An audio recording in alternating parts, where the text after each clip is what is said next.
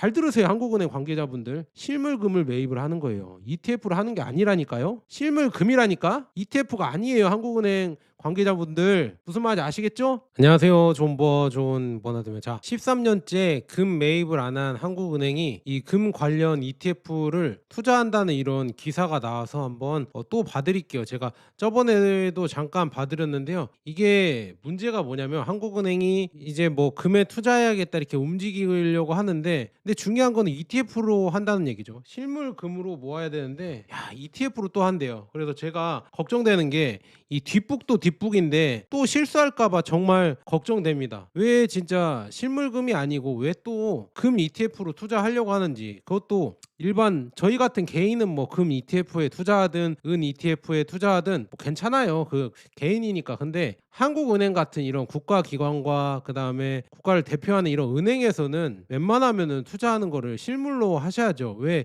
ETF일까? 이거를 한번 분석해 드리고, 이게 왜 잘못됐는지 저는 진짜 잘못됐다고 보거든요. 이거 한 번씩 여러분들 생각해 보셨으면 좋겠습니다. 자, 기사를 한번 읽어 드리면요. 최근 들어 금값이 천정부지로 치솟고 있잖아요. 그래서 지금 13년째 금 매입을 하지 않고 있는 한국은행이 지금 이제 변화의 조짐 때문에 자기도 이제 금 매입해야 되는 거 아니냐 막 이렇게 옆에서 계속 얘기했겠죠. 2013년 이후로 매입을 안 하니까. 그래서 이런 목소리가 높아지니까, 그러면은 여기 나와 있죠.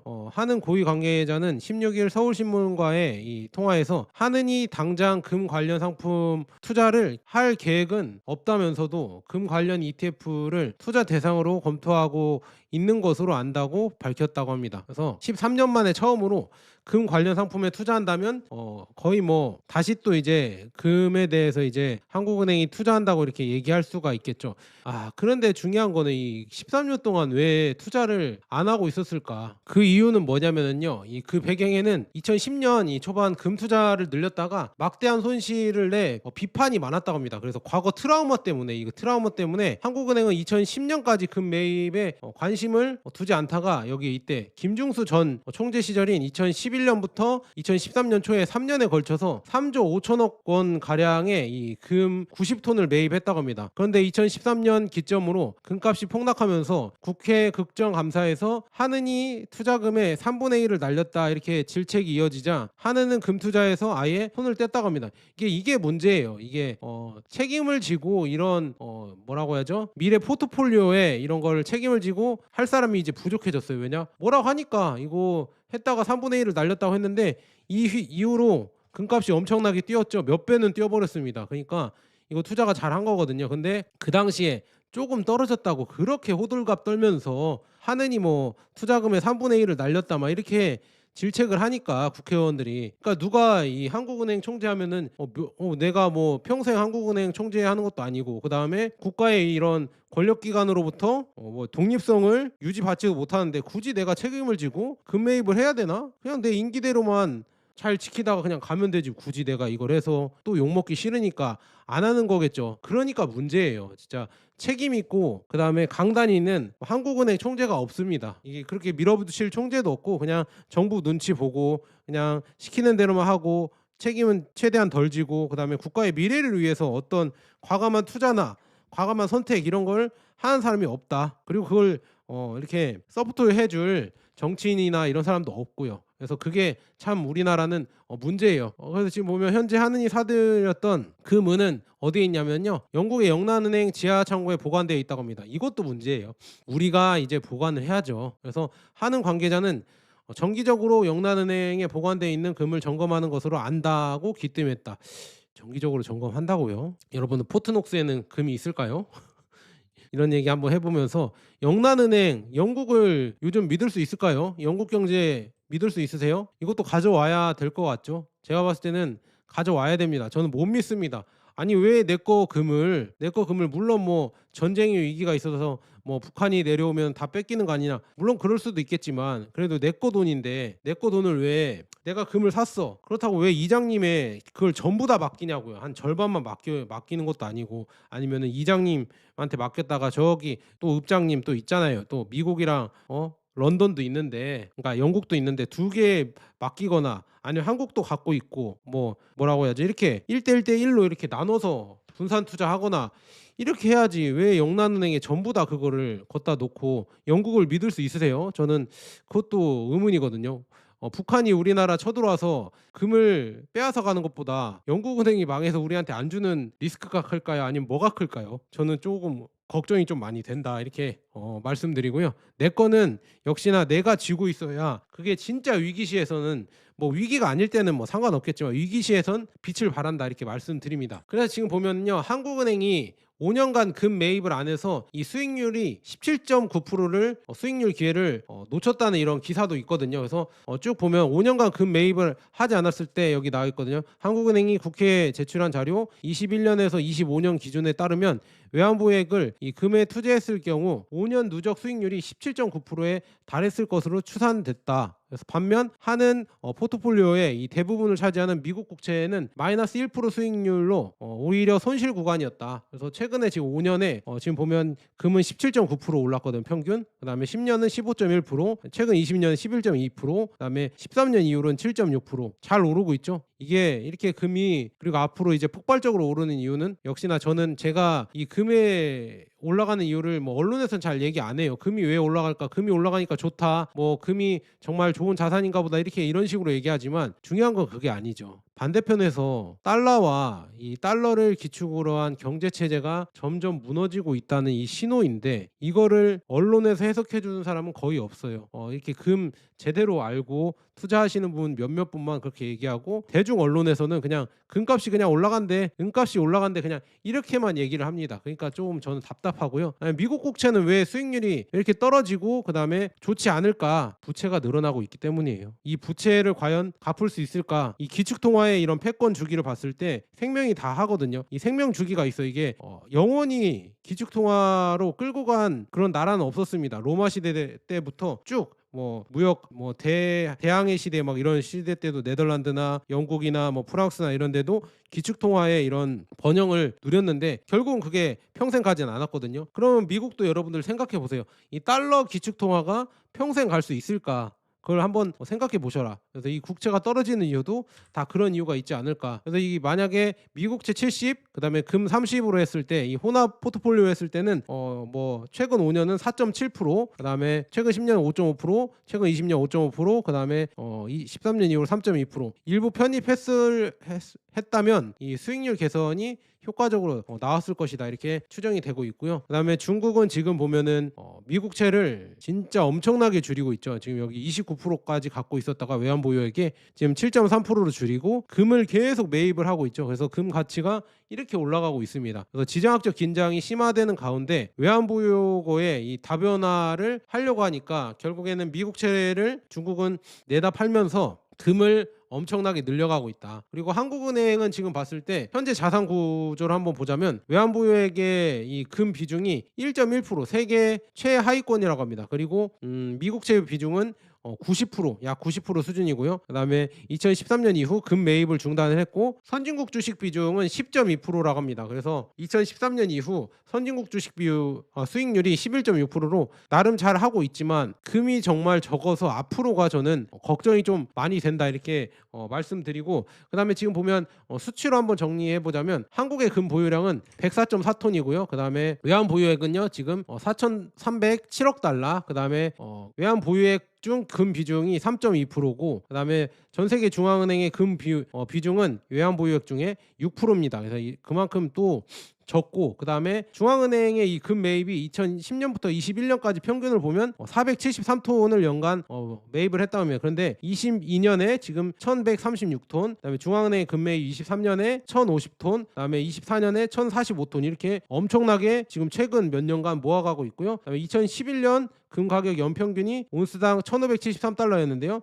2020년 연평균 온스당 1,773달러. 야, 이렇게 지금 서서히 올라왔고요. 근데 중요한 거는 요 근래 급등을 하고 있죠. 2025년 4월 고점이요 3,500달러였고요. 그다음에 26년 1월 사상 최초 5,608달러까지 온스당 올라왔고요. 그다음에 2월 중순 지금 보면은 5,000달러 안팎으로 가고 있다. 근데 앞으로 더 올라갈 것이다. 왜냐? 지정학적 위기가 커지고 달러 패권의 이런 쇠락이 점점 가시화되면서 점점 더 달러 약세가 가시화되면 될수록 금의 가치는 계속 오를 것이다. 그래서 이 표만 봐도 이 한국의 지금 금 비중이 3.2%, 그다음에 글로벌 평균이 6%로 상대적으로 금 비중이 매우 적고, 그다음에 저기 나와 있죠. 글로벌 중앙은행들은 최근 3년간 매년 1,000톤 이상의 이 금을 사들이면서 과거 10여 년 평균 이 400에서 500톤 이거의 2배 이상을 매입 중이다. 그래서 글로벌 중앙은행의 금 매입 추세를 봤을 때 세계 금 수요를 보면 24년 전체 금 수요 4,974톤으로 사상 최대를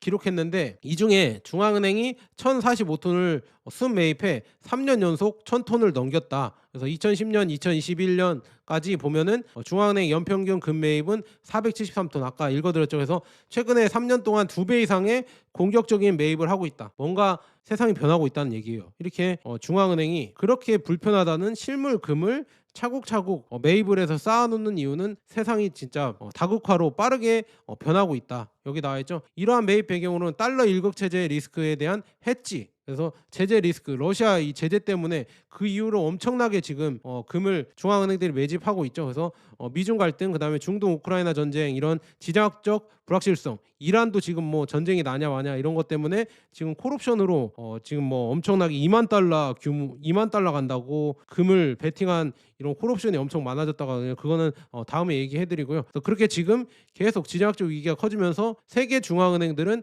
금을 엄청나게 매집을 하고 있습니다. 근데 25년 말 기준 한국은행의 금 보유량은 세계 중앙은행 중 39위다. 원래 38위였는데 39위로 밀려났고요. 최근 3년간 글로벌 중앙은행들은 연간 1,000톤 이상 이렇게 매집하면서 폴란드도 많이 했고, 카자흐스탄 49톤, 그다음에 브라질 42.8톤. 그래서 이창용 총재는 국정감사에서 최근 3년간 금값 급등으로 기회 손실이 있었다는 지적에는 공감한다, 이렇게 언급하고, 그다음에 외환 보유액이 증가하는 국면에서는 금을 포함한 자산 배분을 재검토하겠다고 밝혔다. 빨리 해야 되는데 참 걱정이 되고요.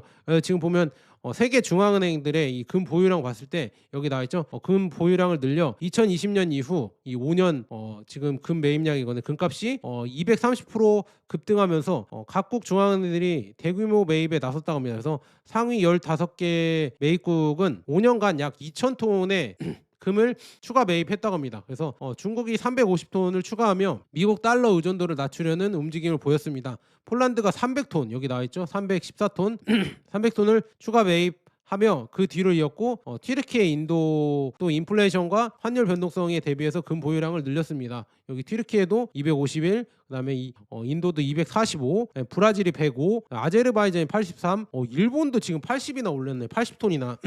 그다음에 태국도 80톤이나. 그래서 태국 바트화가 지금 우리나라보다 지금 환율이 점점 상승을 했죠. 그러니까 중요한 거는 뭐냐면, 우리나라도 일본도 저렇게 이렇게 매입을 하는데 빨리 매입을 해야 된다. 진짜 걱정이 많이 된다, 이렇게 말씀드리면. 근데 필리핀이나 뭐 카자흐스탄이나 스리랑카나 이런 나라들은 오히려 금을 팔기 시작했네요. 그래서 이렇게 보시면 될 것 같고요. 그래서 중요한 건 세계 중앙은행들은 이런 변화를 감지하고 실물 금을 차곡차곡 금고에 채워놓고 있다. 근데 한국은행은 왜 실물 금 확충 대신에 ETF를 투자하려고 하냐? 결국에는 뭐 유동성과 환급성, 그다음에 이게 국채보다 떨어지기 때문에 실물 금은요 매우 보수적이다. 그다음에 이자 배당이 없어서 운용 효율성도 낮으며, 그다음에 외환위기 등 최후의 안전판이라는 상징성 탓에 한 번에 샀다가 되팔기가 정치, 그다음에 정책적으로 매우 부담스럽기 때문이다. 이렇게 보고 있네요. 그래서 쭉 매입해서 이렇게 트라우마 때문에 그것도 매입을 못 하고 있고요. 그래서 이번에는 지금 상징성은 낮추고 기능성은 살리는 형태로 이 금연물 ETF가 검토 테이블에 오른 것으로 해석할 수 있다. 이것 때문에 그런 거고요. 금에는 투자해야 되는데 실물금은 하기 싫고, 그렇다고 하면은 금연물 ETF가 있네, 여기에 투자해볼까 이런 생각이 나왔나 봅니다. 그래서 실질적으로 금에 노출되지만 법적, 정치적 포지셔닝은 실물금보다 시장성 금융자산에 가깝게 가져갈 수 있기 때문에 이렇게 하는데요. 그러니까 이런 겁니다. 고생하기 싫고 편리함만 추구하고 싶다, 이건데요. 중요한 거는요, 세계 중앙은행이 이걸 몰라서 실물금을 그렇게 어렵게 창고를 마련하고 이렇게 운송을 통해서 그렇게 매입하는 걸까요? 이 이유를 알아야 됩니다. 왜 실물금을 굳이 이렇게 ETF를 매입하면 되는데 왜 고생해가면서 세계중앙은행이 요새는 뭐 2배 이상 역대급으로 모아갈까? 이거를 한국은행은 잘 모르는 것 같아요. 진짜 걱정이 많이 돼요. 이런 투자에 대해서도 이런 가치와 왜 실물금과 ETF가 차이가 있는지 이런 걸 알아야 되는데 뭐 이런 편리한 이런 입장만 내세우니까 진짜 걱정돼요. 지금 보면 실물금과 ETF 뭐 중앙은행 입장에서 보면 중앙은행 관점에서 실물금과 금 ETF를 비교해보면 구조적 차이가 뚜렷하다. 유동성과 환급성. 그래서 실물금은 런던 금시장 등의 이 대량 거래가 가능하지만 운송, 보관, 대여 이런 구조 등에 얽혀 있어 즉시 현금화라는 느낌보다는 정책 자산에 가깝다. 근데 금연물은 뭐 즉시 현금화가 가능하기 때문에 더 좋고, 그다음에 보관 운영 비용이 지금 실물금은 영란은행에 이렇게 금고를 대여해서 이런 걸 나니까 보관이나 보험 비용 이런 게 상당히 발생하고 대여 수익이 이를 상쇄해버리는 경우도 많다고 이렇게 한국은행이 얘기를 했거든요. 근데 중요한 거는요, 우리가 들고 있어야죠. 이렇게 우리가 보관 비용이 들든 해도 우리의 이런 경제 주권과 이런 거를 유지하기 위해서 우리가 갖고 있어야 된다. 근데 ETF는 중요한 거는요, 중앙은행 입장에서 뭐 회계 결제 인프라가 뭐 주식과 동일해서 운영이 단순해진다. 근데 중요한 건 우리가 갖고 있는 게 아니잖아요. ETF는 미국 상장 뭐 ETF 이런 데 투자할 거 아니에요. 이런 데 투자하면은 우리가 운영하는 것도 아니고 우리가 이 실물금을 갖고 있는 것도 아니기 때문에 여기가 어떻게 할지 우리 중앙은행 입장에서는 자주적으로 이게 주체적으로 할 수가 없다. 끌려갈 수밖에 없거든요. 그래서 그게 문제이고요. 그래서 아까 뭐 대여 비용이나 뭐 실물금 보관 비용이 발생해서 좋지 않다 뭐 이렇게 하는데요. 지금 보면 여기 이게 뭐냐면 황금박쥐상이 있거든요. 이게 그 어디야, 이 전남 한평군에 예전에 27억을 들여서 황금박쥐상을 만들었다고 합니다. 근데 이게 387억까지 돼서 야 이게 세기의 재테크 투자다, 재테크 잭팟이다 뭐 이렇게 얘기가 나왔거든요. 이걸 한번 얘기해드리자면 이게 2008년에 제작이 되었다고 합니다. 그래서 순금 162kg, 그다음에 은 281kg로 뭐 가로 세로 뭐 이렇게 되어 있고요. 당시에 27억 원 들었는데 지금 386억 7천만 원이 됐다고 합니다.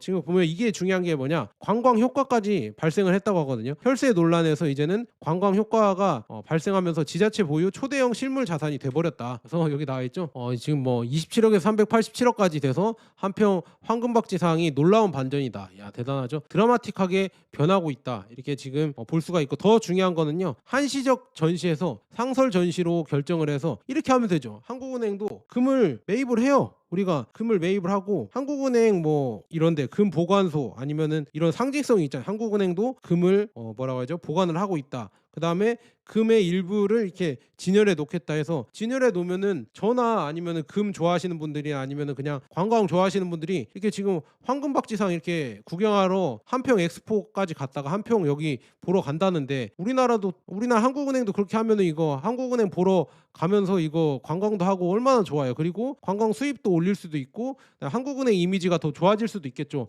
여기는 진짜 상징성이 있구나, 금을 또 매집을 하는구나, 이런 것도 보여줘야죠. 이 개인이 아니기 때문에 국가적으로 이런 상징성이나 아니면 이런 관광이나 이런 것도 해줘야 되거든요. 근데 진짜로 이 선진국인데도 실물금을 자기 창고에 하나도 없는 나라가 어디가 있을까요? 자기 금고에 왜 없을까? 그러면 이것도 약간 보안이나 아니면은 좀 신뢰의 문제가 생길 수도 있지 않을까요? 왜냐? 자기 금고에 금도 없는데 무슨 어떤 거를 하냐, 금 투자를 뭘 하냐 이렇게 할 수도 있거든요. 금 ETF를. 그래서 조금 걱정이 좀 많이 된다 이렇게 말씀드립니다. 그래서 지금 보면 뭐 정책과 상징성이 뭐 있다고 하는데 이건 뭐 쭉 이렇게 하면서 하여간 중요한 거는 투자는 ETF가 편해요. 하지만 개인이 ETF를 투자한다고 하면 저는 하세요, 괜찮아요, 하셔도 돼요, 그렇게 하겠지만 한국은행이잖아요. 국가기관이잖아요. 그리고 국가를 대표로 하는 은행이잖아요. 그런데 그런 은행이 그냥 개인들처럼 편하게 ETF를 할 거예요. 이게 말이 되나? 차라리 진짜 실물금을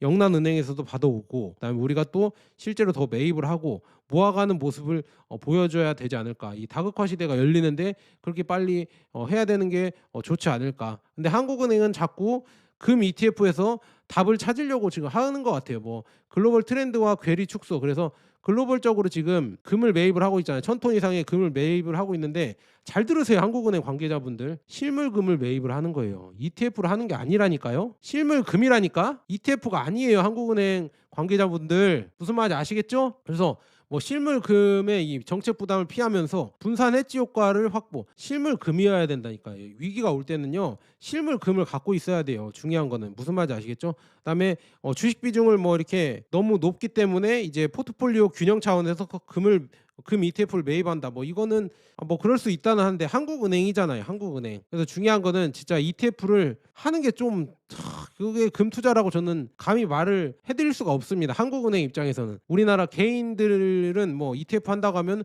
금 투자하는구나 이렇게 생각할 수 있겠지만 적어도 한국은행인 중앙은행은 금 실물을 매입을 해야죠. 갖고 있어야죠. 그래서 투자자 입장에서는 한국은행이 실물금이 아닌 금 ETF를 택할 경우 한국도 결국 금 비중을 조금씩 늘리는 방향으로 간다는 상징적 신호다.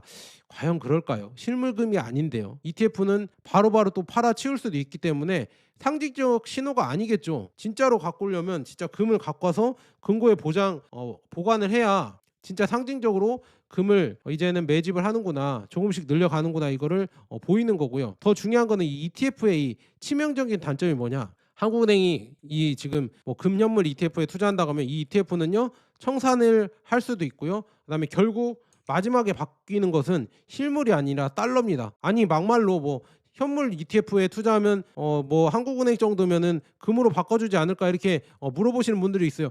물로 바꿔주겠죠. 근데 중요한 거는 독일도 지금 미국한테 실물금을 달라고 하는데 못 돌려받는 판에 ETF를 투자했는데 실물금을 달라고 하면 돌려줄까요? 야, 달러 받아가 달러. 그 ETF 그냥 팔면 달러 받아갈 수 있잖아. 뭘 실물금을 받아가. 위기가 올 때 달러 약세가 지속되고 그다음에 실물의 위기가 올 때 과연 실물로 우리가 돌려받을 수 있을까? ETF를 투자하면. 그러니까 말짱 도루묵이라니까. ETF로 투자하면 원래 개인은 뭐 상관없겠지만 한국은행 정도의 이런 큰 국가기관이 ETF로 투자하는 거는 솔직히 조금 그냥 속된 말로 짜치죠. 그러면 안 되죠. 실물금으로 해야죠. 아무리 편하더라도. 그냥 ETF는 결국에는 바꿔주는 건 달러로 바꿔주는 겁니다. 실물금으로 받는 게 아니에요. 그래서 우리가 만약 실물금으로 받고 있다고 하면은 뭐 달러 위기가 오든 어떤 경제 위기가 오든 실물금을 갖고 있는 거고요. 근데 이게 경제 위기가 왔을 때 ETF는요 실물금으로 못 돌려받습니다. 그냥 달러로 청산 당할 수도 있고요. 아니면 진짜 그냥 달러 가져가라고 할 수도 있고요. 실물금을 받기 어렵다. 무슨 말인지 아시겠죠? 그러니까 이게 잘못됐다니까요. 더군다나 저는 뭐 개인은 뭐 ETF 투자해도 상관없다고 생각이 드는데 한국은행이니까 그러면 안 된다 이렇게 말씀드리고요. 저도 뭐 ETF도 하고 있지만 실물 골드바도 모아가고 있거든요. 이번에 또 이제 한 내 돈 샀어요. 이거 내 돈 사서 또 이제 골드바 좀 내 돈 사서 모아가고 있고 실버바도 조금씩 모아가고 있어요. 그래서 여러분들도 혹시 관심 있으시면은 실물 투자도 한 번씩 보시면 될 것 같습니다. 저는 그냥 편하게 그냥 쿠팡에서 그냥 사요. 저는 뭐 금은방 갈 시간도 없고 또 가서 또 막 실랑이 하기도 귀찮고 그냥 얼마 차이 안 나면은 그냥 쿠팡으로 이렇게 삽니다. 그래서 혹시 관심 있으신 분들은 제 거 영상 왼쪽 하단에 제품 보기란 클릭해 주시면은요 여기 이렇게 지금 제품 뜨거든요. 클릭해 주셔서 뭐 실버바나 골드바나 한 번씩 구매해 보시는 것도 나쁘지 않고요. 아니면 뭐 제 거 쿠팡 링크로 들어가셔서 다른 뭐 생필품이나 라면이나 아니면은 뭐 건강기능식품 뭐 이런 거 사주시면 저한테 좀 도움이 되니까 제가 좋은 정보 많이 드릴 테니까 여러분들 한 번씩 부탁드립니다. 저 여러분들이 이렇게 해주시니까 제가 좋은 정보나 이런 거를 빨리빨리 구해서 여러분들에게 공유할 수 있어서 정말 좋거든요. 그래서 한 번씩 부탁드리고요. 그래서 지금 13년째 금 매입을 안 한 한국은행인데 또 금 매입을 한다는데 금 ETF에 투자를 한다고 합니다. 참 이거는 투자하려고 한다고 합니다. 물론 한다는 게 아니라. 그래서 너무 걱정이 됩니다. 한국은행은 제발 실물금을 매입했으면 좋겠습니다. 욕먹더라도 제발 실물금을 하셔야 돼요. 그리고 금고를 마련하시고 금고에 저장을 해놔서 이런 상징적인 의미를 보여줬으면 좋겠습니다. 그게 투자자들이나 국민들에게 더 이렇게 신뢰를 받을 수 있다고 봅니다. 자, 여기까지 좋은 번화 됐으면 여러분 감사합니다.